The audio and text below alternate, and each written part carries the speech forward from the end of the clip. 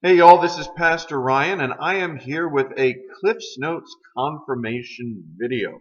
The purpose of videos like this is so that if there are families who cannot make it for one reason or another to our usual confirmation class, lecture, and discussion, this is a way for people to catch up, or at least not fall too far behind.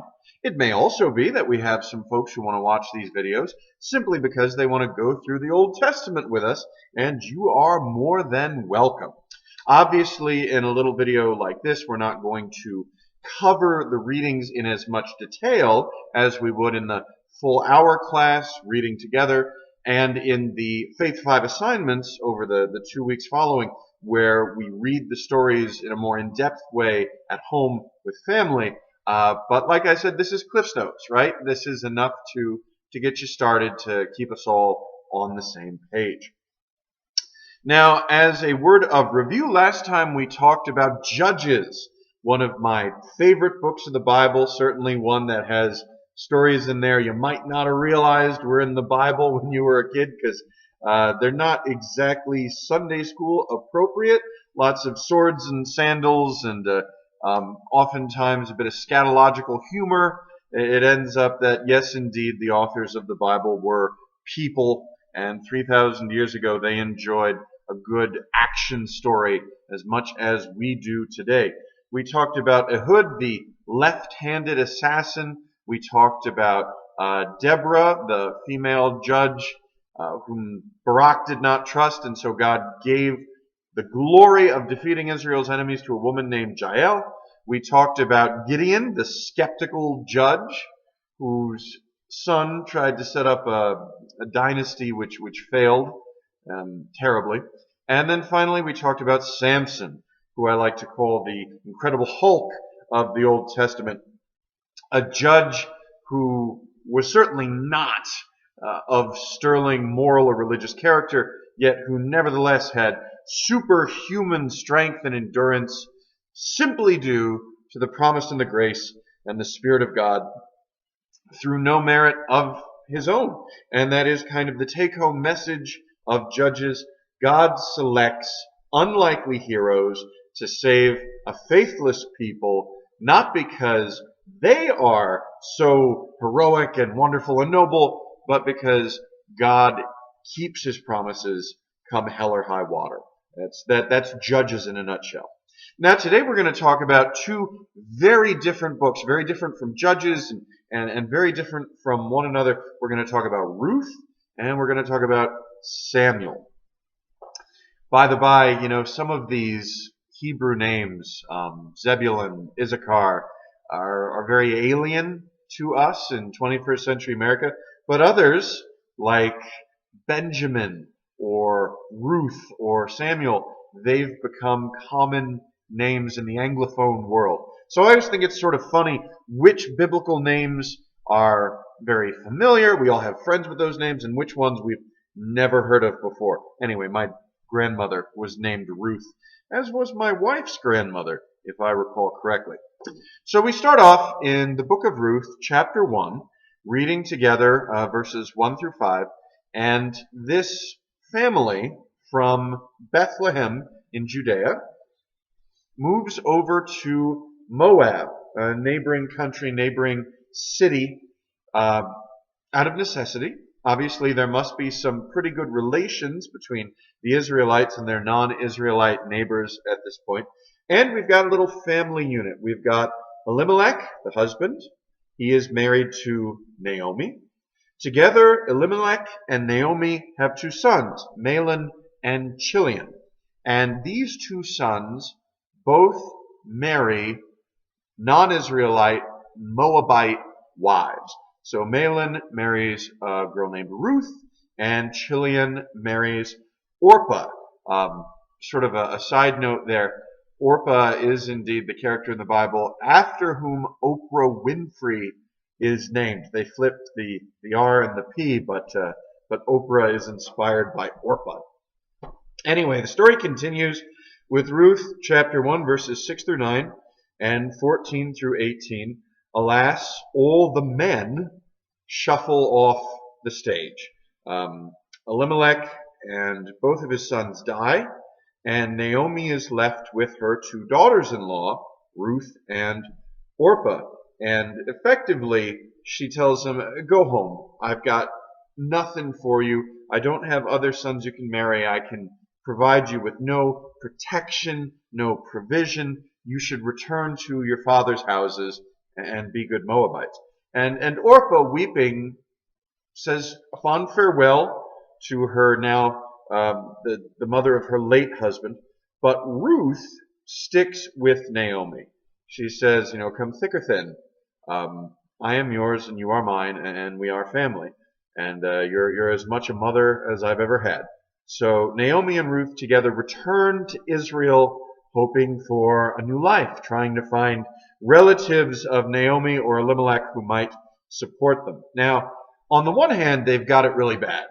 You have a widow and an alien in a society that does not have much in the way of provision for them, right? If a woman has no husband, she has no provider, no protector, no legal standing. However, the Israelite laws do make provision for those who cannot feed themselves. And this in part takes the form of gleaning laws, which basically means that when you harvest your field, you have to leave some behind for the poor and for the hungry, for those who have nothing.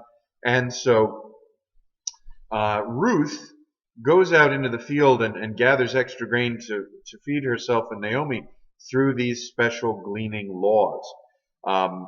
In Ruth chapter 2, verses 14 through 16, you can see how her piety toward her mother, even though Ruth is not herself an Israelite, even though she's an alien in the land and a widow, nonetheless she's sticking with Naomi, her mother-in-law, and this sort of devotion kindles the heart of a fellow named Boaz.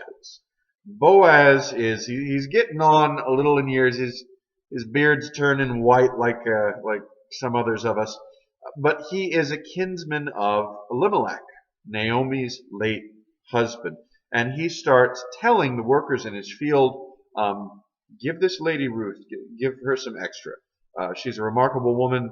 She is not only feeding herself, she's feeding her mother-in-law. Doesn't even have any blood relation. Treat her right. Because Boaz is a decent, God-fearing man. Okay?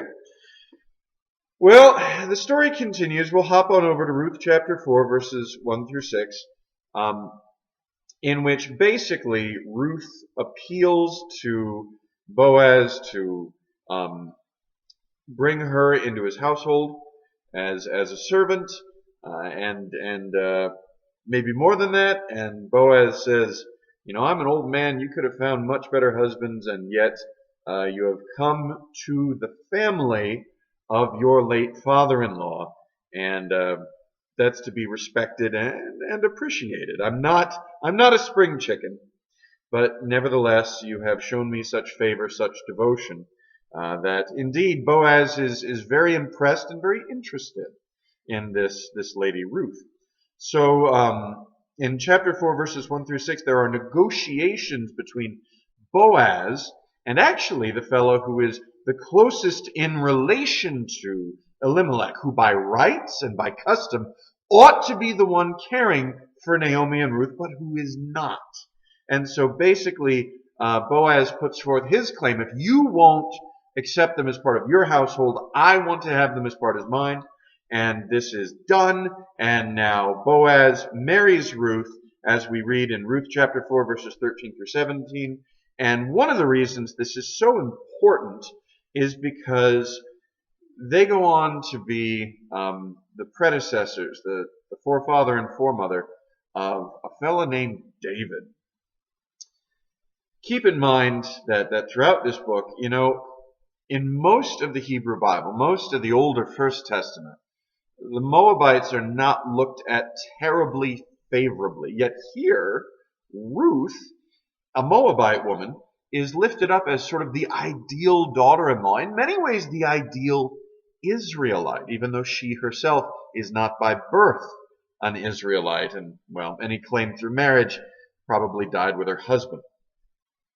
Moreover, she is the grandmother or great-grandmother of the man who would be Israel's most beloved king, King David. We haven't gotten to him yet, but believe me when I say this is the King Arthur of the Holy Land, of the ancient Near East.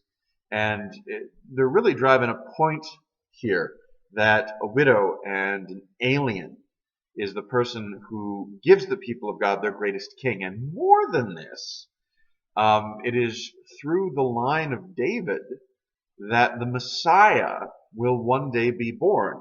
So in being the ancestor of David, Ruth is also the direct ancestor of Jesus Christ.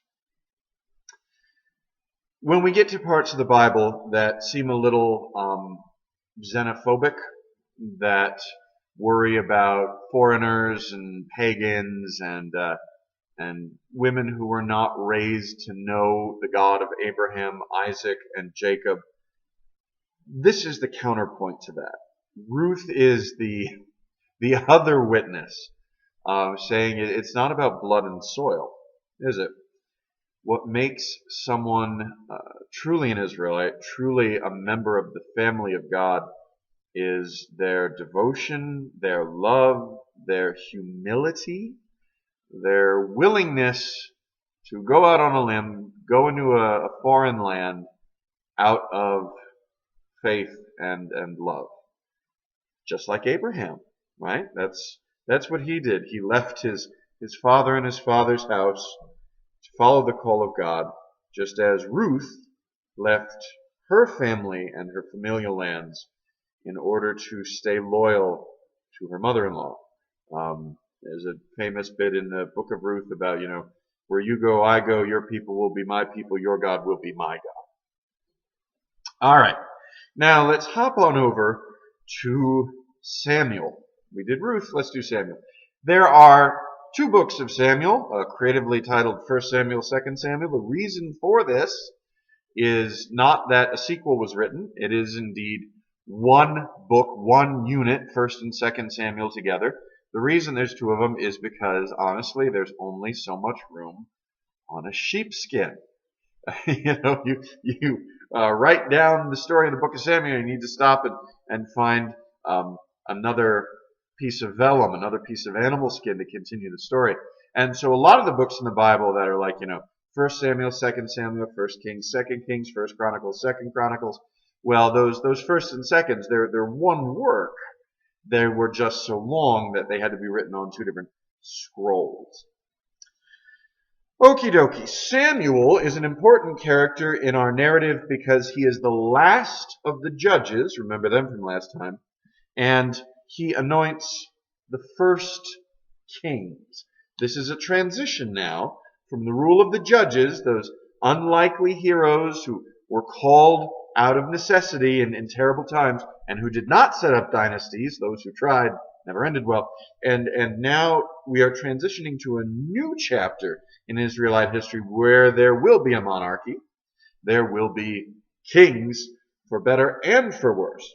All right, so the book of Samuel starts off with a couple, Elkanah and Hannah, going up to Shiloh. Shiloh was where the Ark of the Covenant was kept. Remember the Ark of the Covenant, that acacia box layered in gold that held the signs of the covenant between God and his people. So the Ten Commandments, Aaron's rod, the pot of manna, and it was housed in the tabernacle, which is that mobile temple, that great big fancy tent that followed the Israelites through the wilderness so that God was camping with his people, right? Tabernacling, dwelling, pitching his tent.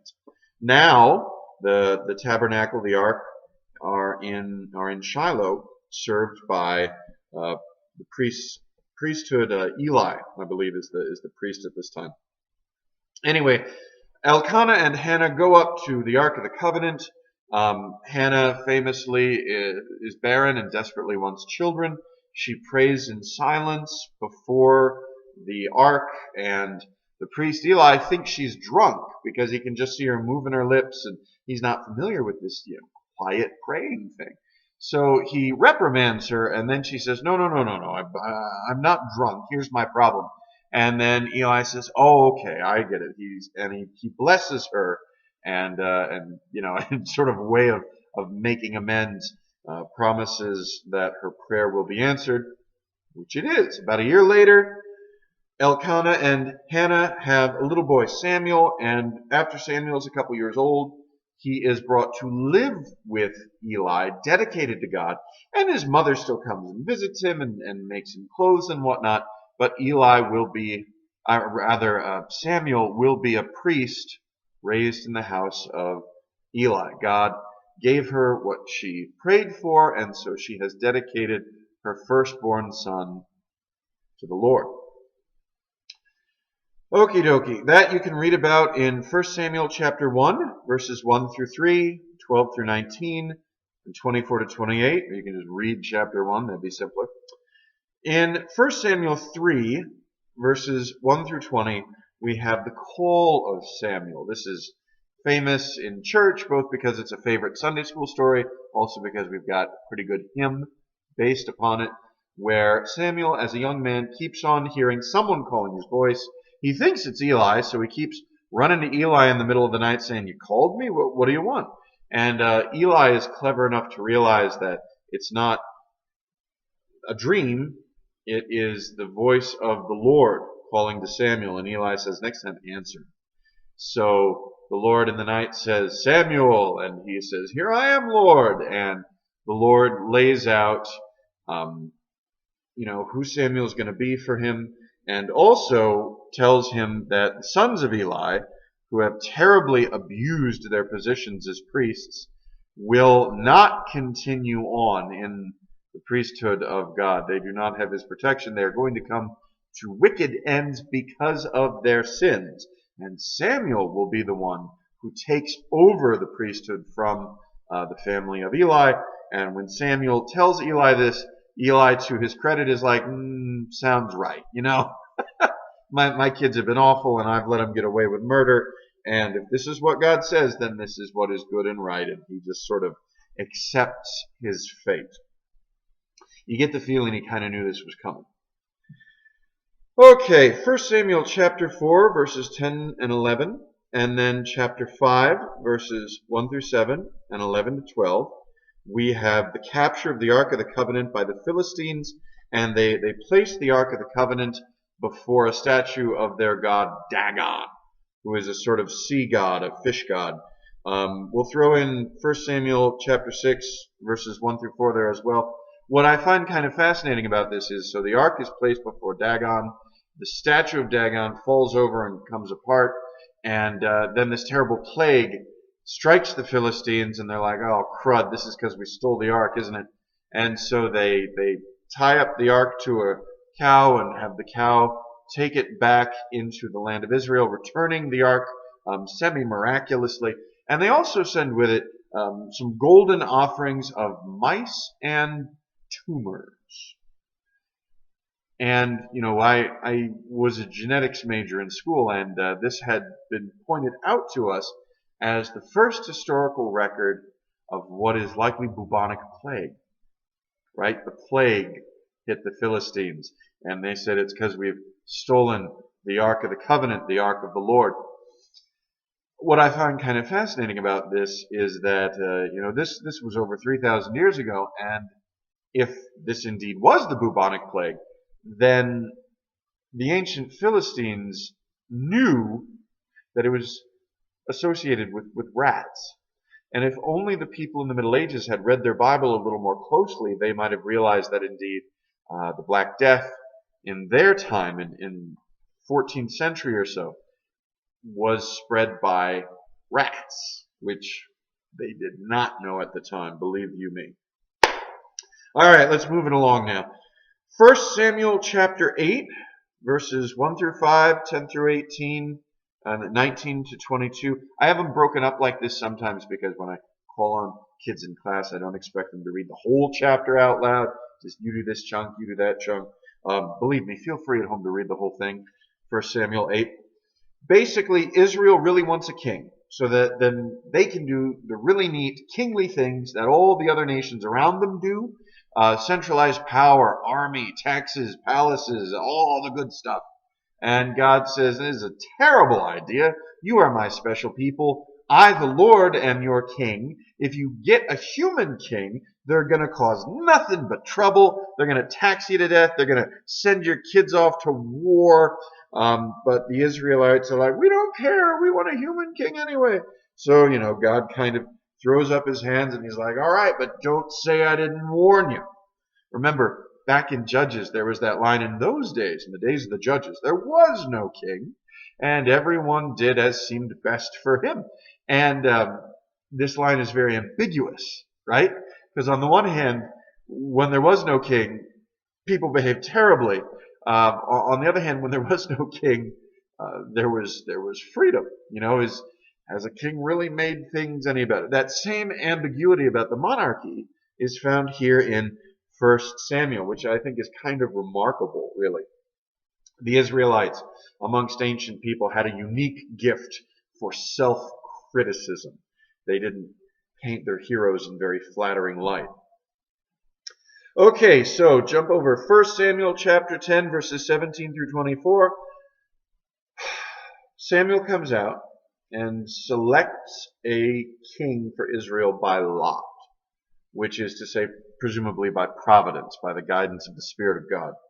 And they end up selecting a Benjaminite from the tribe of Benjamin named Saul, who initially tries to hide, tries to avoid this responsibility, but once he comes out, he's head and shoulders taller than everyone, and he's very handsome, and he's shy, but he's such a good-looking boy.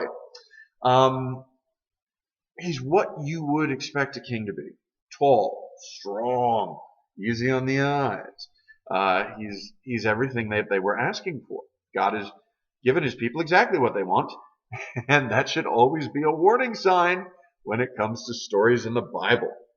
And then we wrap up with 1 Samuel chapter 11. Let's do verses 1 through 4 and verse 11.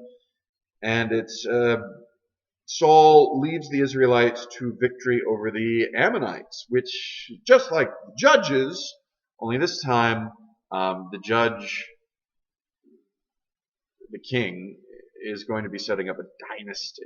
So it's not the judge gone, new judge later gone, new judge somewhere else gone. No, now there's king and king's kids from here on out. Unless, of course, a new dynasty arises when a new king kills the old king, which is going to happen a lot, but that is a story for another day. All right. Thank you for sticking around this long if you have. Just one thing, rather than the normal homework this time around, we have our Old Testament midterm review. And this isn't high school.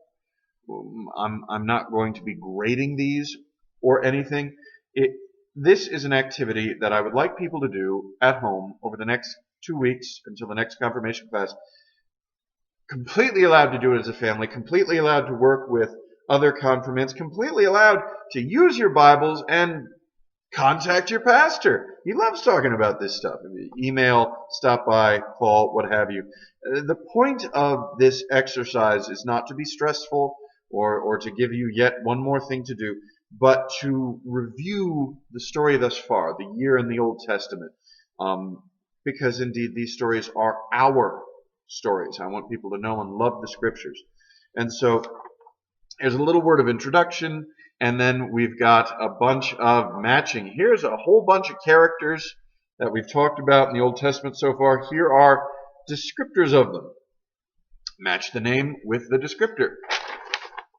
Circle the 10 Commandments. Have a little fun with this one. Another group of characters. Match their name with who and what they are. And then questions to answer. Not really short essay, but give me a couple sentences. Things like, what is a myth? What all did God promise to Abraham? Why is it important to us? What's the Exodus? How does it relate to Passover? Etc., etc. Pretty basic things designed to refresh the memory and make sure that all of us have been paying at least a little bit of attention. And honestly, if you hand it in and you do terrible and you get everything wrong, I'm going to give you the chance to take it again anyway. So relax and enjoy the Hebrew Bible. That's the whole point of confirmation. At least, this year, with other things to talk about other years. Anyway, enough out of me. Go in peace, serve the Lord, thanks be to God.